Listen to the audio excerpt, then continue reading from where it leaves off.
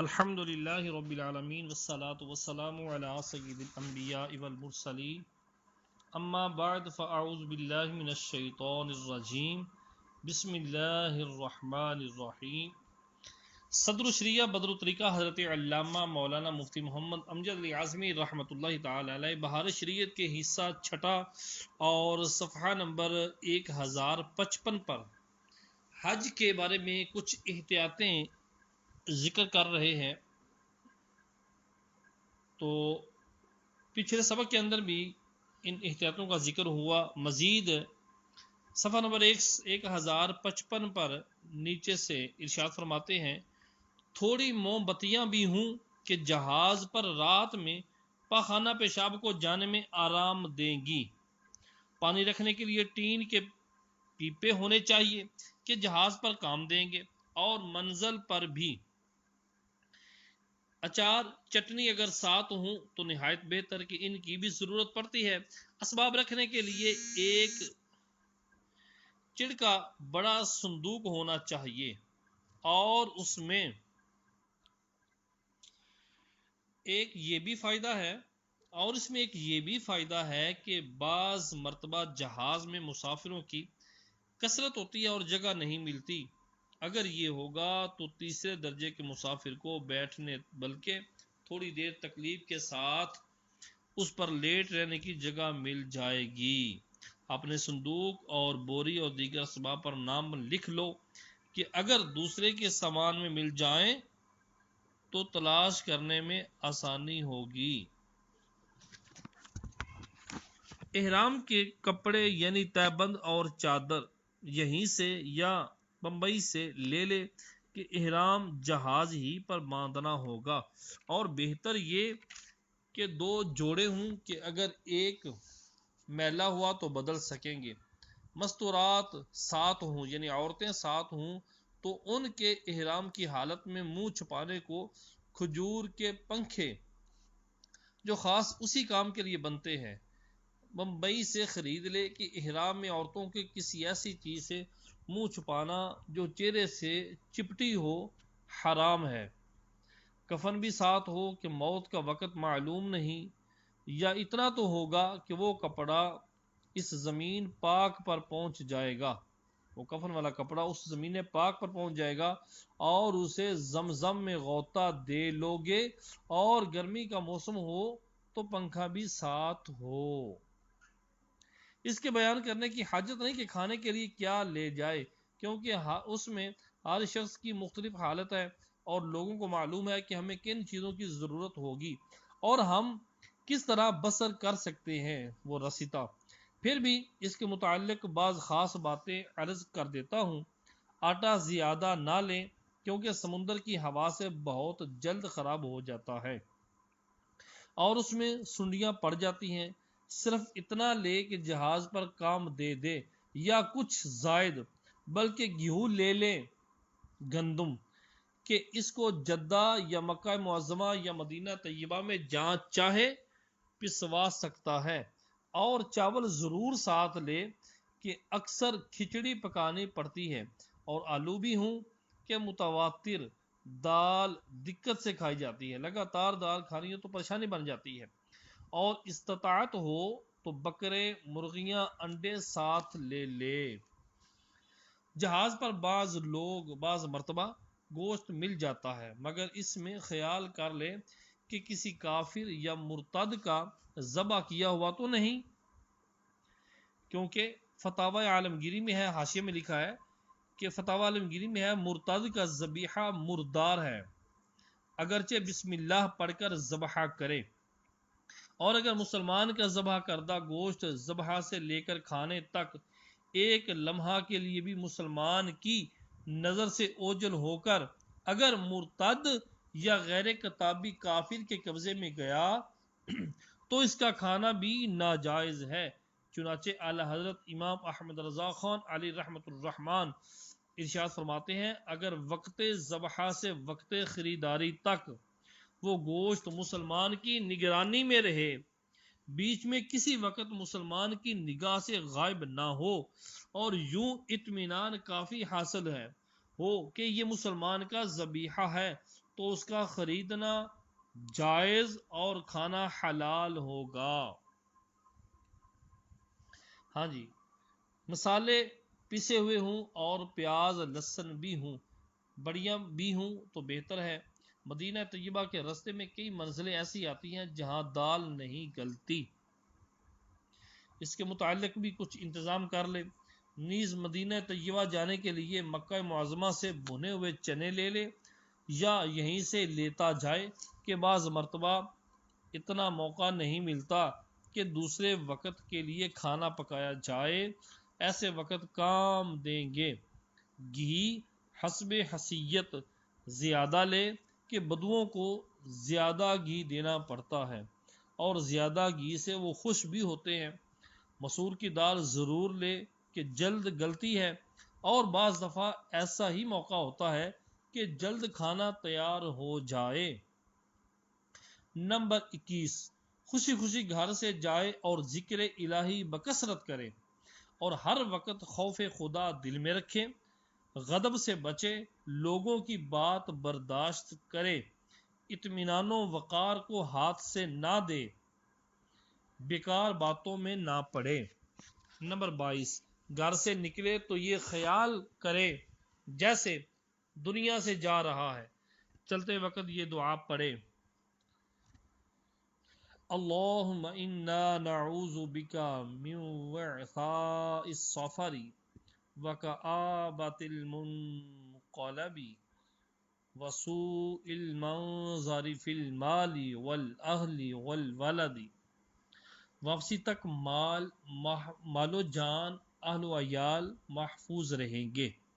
Number 23، اسی وقت آیت الکرسی اور قل یا ایھا الکافرون سے قل اعوذ برب الناس تک تبت کے سوا 5 صورتیں سب مع بسم اللہ پڑھے، یعنی سب کے ساتھ بسم اللہ پڑھے، پھر آخر میں ایک بار بسم اللہ شریف پڑھ لے، رستہ بھر سے آرام سے رہے گا، پورے رستے کے اندر آرام خیر و عافیت سے رہے گا۔ نمبر 24، نیز اس وقت ان الذی فرض علیک القرآن لرادک الی معاد، ایک بار پڑھ لے بالخیر واپس آئے گا۔ نمبر 25، ریل وغیرہ جس سواری پر سوار ہو بسم اللہ 3 بار کہے، پھر اللہ اکبر اور الحمدللہ اور سبحان اللہ ہر ایک 3 بار، لا الہ الا اللہ ایک بار پھر کہے سبحان الذی سخر لنا ھذا وما كنا له مقرنین وَإِنَّا إِلَىٰ رَبِّنَا لَمُنقَلِبُونَ، اس کے شر سے بچے۔ نمبر 26، جب دریا میں سوار ہو یہ کہیں بسم اللہ مجریہا ومرساہا ان ربی لغفور رحیم وما قدر اللہ حق قدرہ والارض جميعا قبضته يوم القيامة والسماوات مطويات بيمينه سبحانه وتعالى عما يشركون، ڈوبنے سے محفوظ رہے گا۔ نمبر 27، جہاز پر سوار ہونے میں کوشش کرے کہ پہلے سوار ہو جائے، کیونکہ جو پہلے پہنچ گیا اچھی اور کشادہ جگہ لے سکتا ہے، اور جو جگہ یہ لے گا پھر اس کو کوئی ہٹا نہ سکے گا، اور اترنے میں جلدی نہ کرے کہ اس میں بعض مرتبہ کوئی سامان رہ جاتا ہے۔ نمبر 28، تیسرے درجے میں سفر کرنے والا جہاز پر بچھانے کو چٹائی ضرور لے لے، ورنہ بستر اکثر خراب ہو جاتا ہے۔ چند ہمراہی ہوں تو بعض نیچے کے کمرے میں جگہ لیں اور بعض اوپر کے، کہ اگر گرمی معلوم ہوئی تو نیچے والے اوپر کے درجے میں آ کر بیٹھ سکیں گے، اور سردی معلوم ہوئی تو یہ ان کے پاس چلے جائیں گے۔ نمبر 29، جب بمبئی سے روانہ ہوں گے قبلہ کی سمت بدلتی رہے گی، اس کے لیے ایک نقشہ دیا جاتا ہے، اس سے سمت قبلہ معلوم کر سکو گے۔ قطب نما پاس رکھا جائے، جدھر وہ قطب بتائے اسی طرف اس دائرہ کا خط شمال کر دیا جائے، پھر جس سمت کو قبلہ لکھا ہے اس طرف منہ کر کے نماز پڑھیں۔ یہ صدر شریعہ نے جو کتاب بہار شریعت مرتب فرمائی، اس کے اندر ہے یہ نقشہ بنا ہوا ہے، آپ کے سامنے ملاحظہ فرما سکتے ہیں۔ نمبر 30، جدہ میں جہاز کنارہ پر نہیں کھڑا ہوتا، جیسے بمبئی میں گودی بنی ہے وہاں نہیں ہے، بلکہ وہاں کشتیوں پر سوار ہو کر کنارے پہنچتے ہیں۔ یہ بات ضرور خیال میں رکھے کہ جس کشتی میں اپنا سامان ہو اسی میں خود بھی بیٹھے، اگر ایسا نہ کیا بلکہ سامان کسی اور میں اترا اور اپنے آپ دوسری پر بیٹھا تو سامان ضائع ہو جانے کا خوف ہے، یا کم از کم تلاش کرنے میں دقت ہوگی۔ کشتی والے بطور انعام کچھ مانگتے ہیں، انہیں دے دیا جائے۔ نمبر 31، اب یہاں سے سامان کی حفاظت میں پوری کوشش کریں، ہر کام میں نہایت چستی ہوشیاری رکھیں۔ کشتی سے اترنے کے بعد چنگی خانہ میں، جسے جمرک کہتے ہیں، سامان کی تفتیش ہوتی ہے، اس میں فقط یہ دیکھتے ہیں کہ کوئی چیز تجارت کی غرض سے تو نہیں لایا، اگر تجارتی سامان پائیں گے تو اس کی چنگی لیں گے، اور تجارتی سامان نہ ہو تو چاہے کتنے ہی کھانے پینے اور دیگر ضروریات کی چیزیں ہوں ان سے کچھ تعرض نہ کریں گے۔ یہ پہلے دور میں ہوتا تھا، اب حکومت جو اس زمانے میں حکومت نجدیت ہے اس میں ایسا نہیں۔ نمبر 32، مکہ معظمہ میں جتنے معلم ہیں ان سب کے جدہ میں وکیل رہتے ہیں۔ جب تم کشتی سے اترو گے تو پھاٹک پر حکومت کا آدمی ہوگا، کشتی کا جو کرایہ مقرر ہے وصول کر لے گا، اور وہ تم سے پوچھے گا معلم کون ہے، جس معلم کا نام لوگے اس کا وکیل تمہیں اپنے ساتھ لے گا، اور وہ تمہارے سامان کو اٹھوا کر اپنے یہاں یا کسی کرائے کے مکان میں لے جائے گا۔ اس وقت تمہیں چاہیے کہ اپنے سامان کے ساتھ خود جاؤ، اور اگر تم کئی شخص ہو اور سامان زیادہ ہے تو بعض یہاں سامان کی نگرانی کریں، بعض سامان کی گاڑی کے ساتھ جائیں، اس لیے کہ بعض مرتبہ سامان گاڑی سے گر جاتا ہے اور گاڑی والے خیال بھی نہیں کرتے اس میں ان کا کیا نقصان ہے، کوئی ضرورت کی چیز گر گئی تو تم کو تکلیف ہوگی۔ نمبر 33، جدہ میں پانی اکثر اچھا نہیں ملتا، کچھ خفیف کھاری ہوتا ہے، یعنی تھوڑا بہت کھاری پانی ہوتا ہے، پانی خریدو تو چکھ لیا کرو۔ نمبر 34، مکہ معظمہ کے لیے اونٹ کا کرایہ کرنا اسی وکیل کا کام ہے، اور اس زمانہ میں حکومت کی طرف سے کرایہ مقرر ہو جاتا ہے جس سے کمی بیشی نہیں ہوتی۔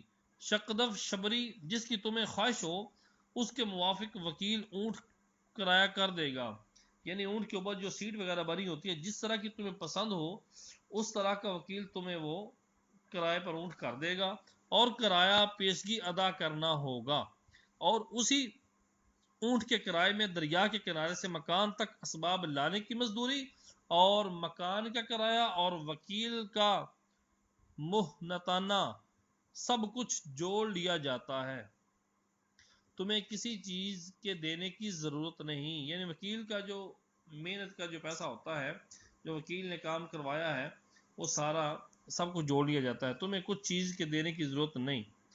ہاں اگر تم پیدل جانا چاہو گے تو یہ تمام مصارف تم سے وکیل وصول کرے گا۔ نمبر 35، شبری کی پوری قیمت لے لی جاتی ہے، اب وہ تمہاری ہوگی۔ مکہ معظمہ پہنچ کر جو چاہو کرو، اگر وہ مضبوط ہے تو مدینہ طیبہ کے سفر میں بھی کام دے گی۔ شکدف کا کرایہ لے لیا جاتا ہے کہ مکہ معظمہ پہنچ کر اب تمہیں اس سے سروکار نہیں۔ ہاں اگر تم چاہو تو جدہ میں شکدف خرید بھی سکتے ہو جو پورے سفر میں تمہیں کام دے گا، پھر جدہ پہنچ کر تھوڑے داموں پر فروخت بھی ہو سکتا ہے۔ شکدف میں زیادہ آرام ہے کہ آدمی سو بھی سکتا ہے اور شبری میں بیٹھا رہنا پڑتا ہے، مگر اس میں سامان زیادہ رکھا جا سکتا ہے اور شکدف میں بہت کم۔ نمبر 36، اگر اسباب زیادہ ہوں تو مکہ معظمہ تک اس کے لیے الگ اونٹ کر لو، اور جو چیزیں ضرورت سے زیادہ ہوں چاہو تو یہی جدہ ہی میں وکیل کے سپرد کر دو۔ جب تم آؤ گے وکیل وہ چیز تمہارے حوالے کر دے گا اور اس کا کرایہ مثلا فی بوری یا فی صندوق 8 آنے یا کم و بیش کے حساب سے لے لے گا، اگرچہ تمہاری واپسی 4-5 مہینے کے بعد بھی ہو۔ نمبر 37، اگر جہاز کا ٹکٹ واپسی کا ہے تو اسے با اختیار رکھو اور اس کا نمبر بھی لکھ لو کہ شاید ٹکٹ ضائع ہو جائے تو نمبر سے کام چل جائے گا، اگرچہ دقت ہوگی اور تم کو اطمینان ہو تو ٹکٹ وکیل کے پاس رکھ سکتے ہو۔ نمبر 38، کرائے کے اونٹ وغیرہ پر جو کچھ بار کرو اس کے مالک کو دکھا لو، جو کچھ بھی لادو اس کے مالک کو دکھا لو اور اس سے زیادہ بے اس کی اجازت کے کچھ نہ رکھو۔ نمبر 39، جانور کے ساتھ نرمی کرو، طاقت سے زیادہ کام نہ لو، بے سبب نہ مارو، نہ کچھ منہ پر مارو، حتی الوسع اس پر نہ سو کہ سوتے کا بوجھ زیادہ ہوتا ہے، نہ سونے پاؤ کہ سوتے وقت کا بوجھ زیادہ ہوتا ہے، کسی سے بات وغیرہ کرنے کو کچھ دیر ٹھہرنا ہو تو اتر لو اگر ممکن ہو۔ نمبر 40، صبح و شام اتر کر کچھ دور پیادہ چل لینے میں دینی و دنیاوی بہت فائدے ہیں۔ صبح و شام تھوڑا تھوڑا اتر کر کچھ پیدل چل لینے میں زیادہ فائدے ہیں۔ نمبر 41، بدوؤں اور سب عربیوں سے بہت نرمی کے ساتھ پیش آئے، اگر وہ سختی کریں ادب سے تحمل سے کریں اس پر شفاعت نصیب ہونے کا وعدہ فرمایا ہے۔ اگر وہ سختی کرے آپ سے تو اب ادب سے تحمل کریں، پیش آئیں تو اس پر شفاعت نصیب ہونے کا وعدہ فرمایا ہے۔ خصوصاً اہل حرمین، خصوصاً اہل مدینہ، اہل عرب کے افعال پر اعتراض نہ کرے، نہ دل میں کدورت لائے، اس میں دونوں جہاں کی سعادت ہے۔ نمبر 42،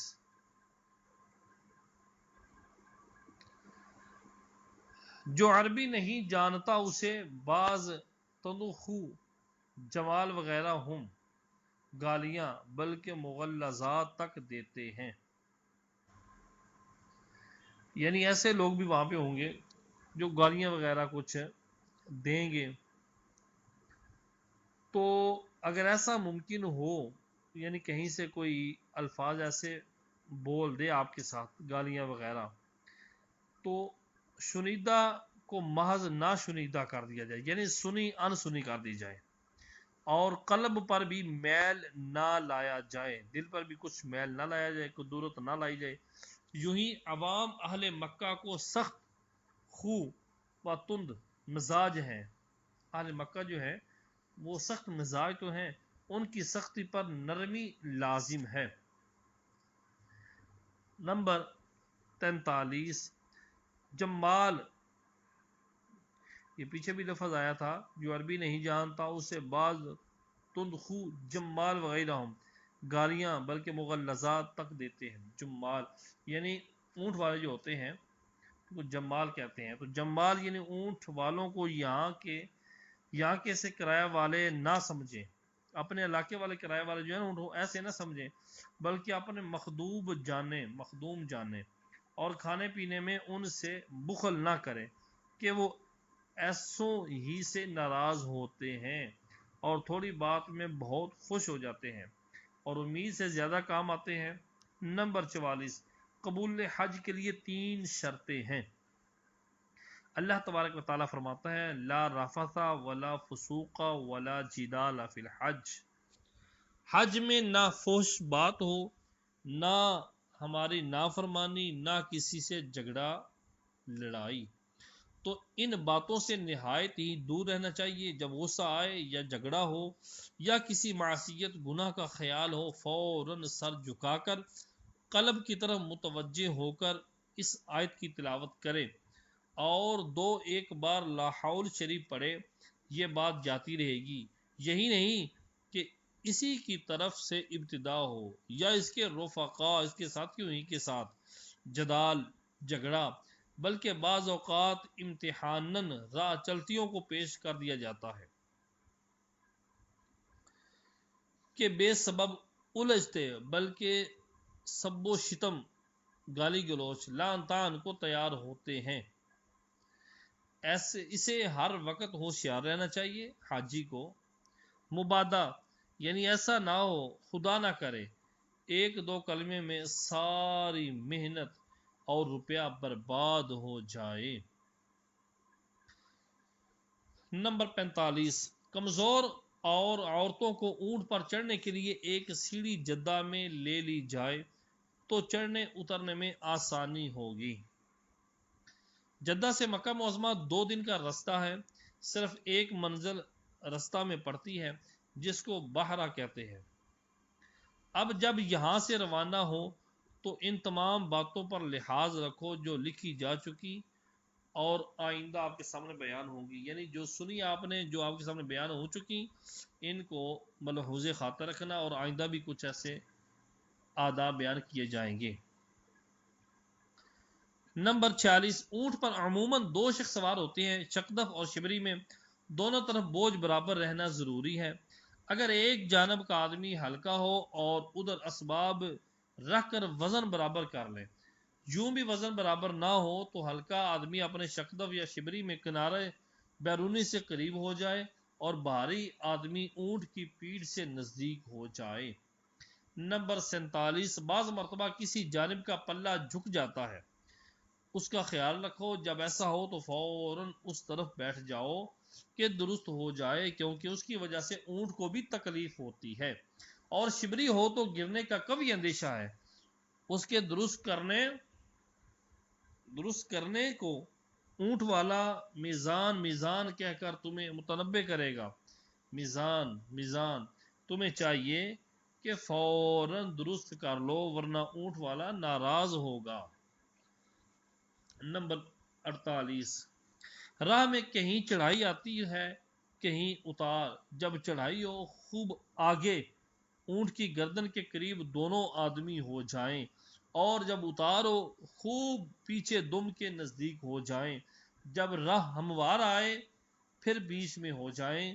یہ نشیب و فراز کبھی آدمی کے سوتے میں آتے ہیں، یعنی یہ اونچ نیچ کبھی سوتے میں آتے ہیں، یا اسے اس طرف التفات نہیں ہوتا.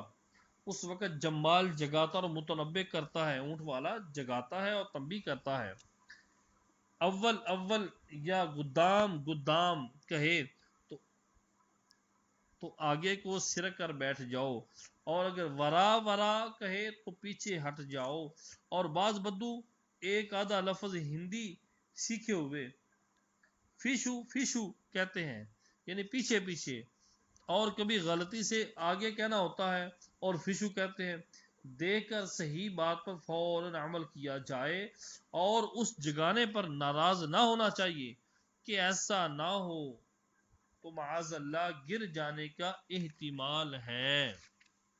نمبر 49، جب منزل پر پہنچو تو اترنے میں تاخیر مت کرو کہ دیر کرنے میں اونٹ والے ناراض ہوتے اور پریشان کرتے ہیں.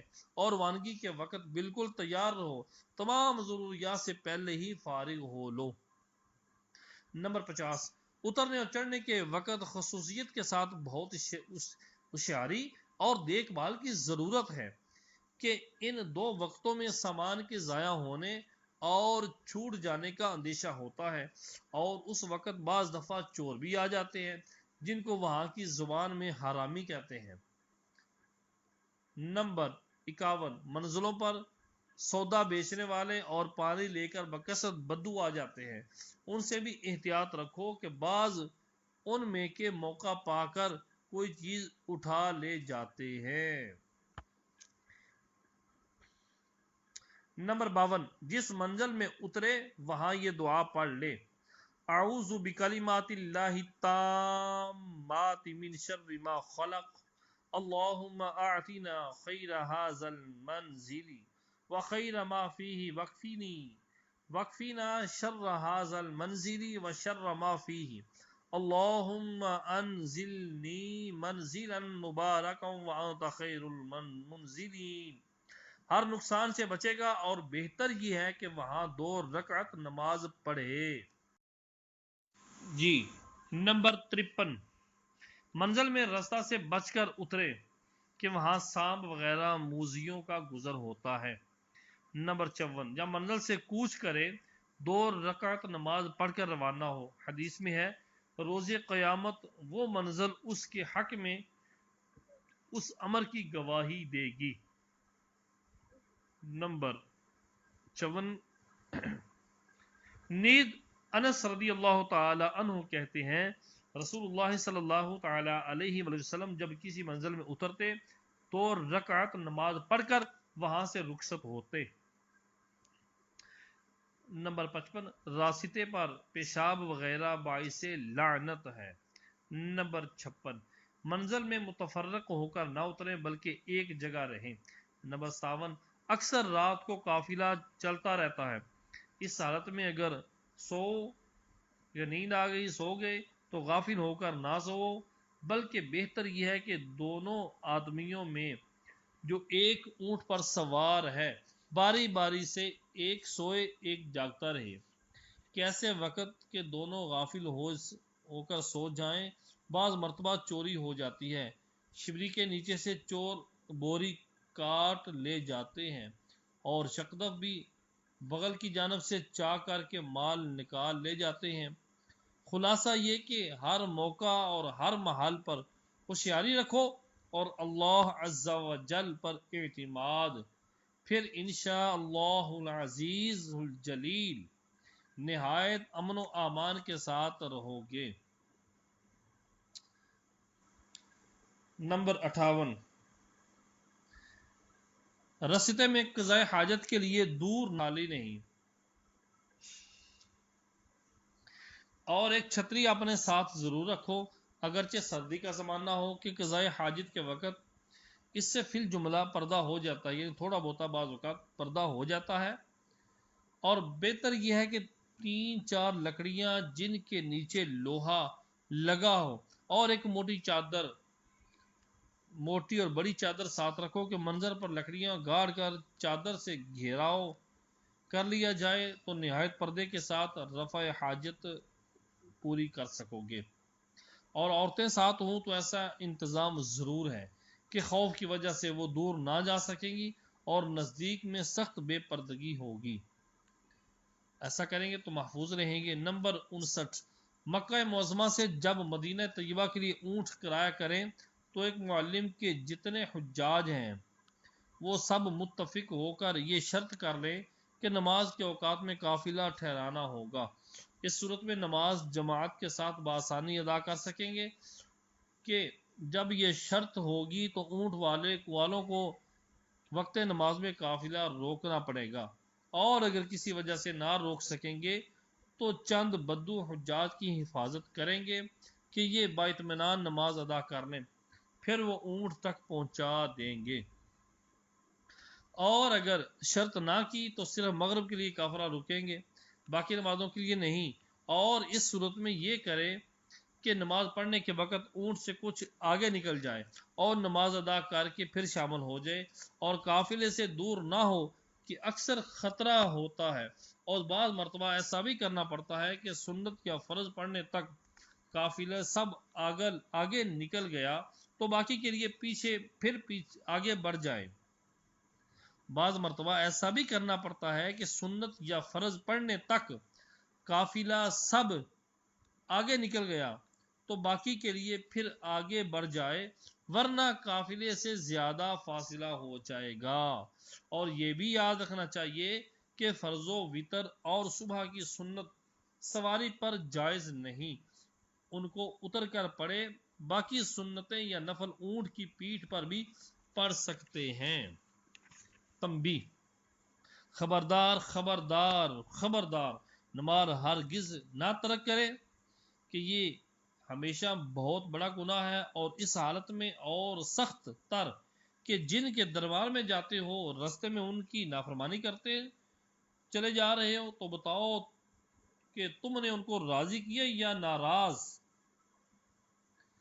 میں نے خود بہت سے حجاج کو دیکھا، صدر شریعہ بدر الطریقہ حضرت علامہ مولانا مفتی صاحب فرماتے ہیں، میں نے خود بہت سے حجاج کو دیکھا ہے کہ نماز کی طرف بالکل التفات نہیں کرتے، توجہ نہیں دیتے، تھوڑی تکلیف پر نماز چھوڑ دیتے ہیں، حالانکہ شرع مطہر نے جب تک آدمی ہوش میں ہے نماز ساقط نہیں کی۔